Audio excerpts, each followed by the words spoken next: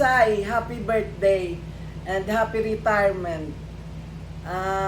Ang message ko ay hindi kini maubos sa isa ka adlaw. Mama daw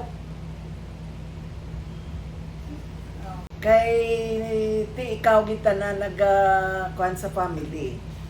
Kag sa imong mga children, siguro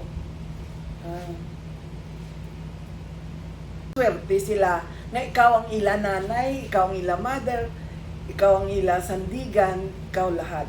Okay, swerte sila kag napatapos ng sila lahat in spite nga ikaw lang ang being single mother.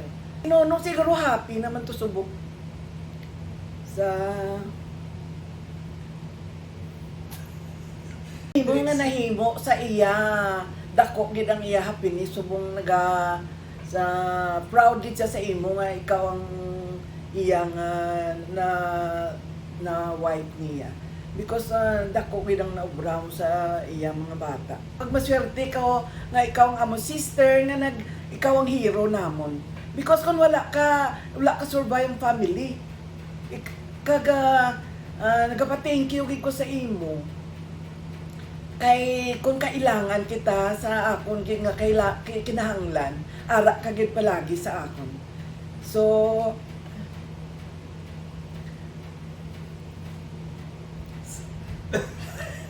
naghimo sa akon gusto nga imo nga project dira. Madamo gid salamat sa imo. Mo happy kami and proud of you as being Rotsay, ang ma-additional ko sa imo nga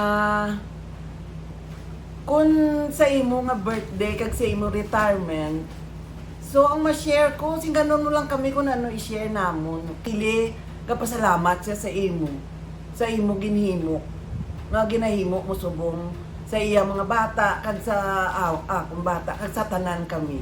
Importante sa akon niya ang imo nga good health kag longevity of life.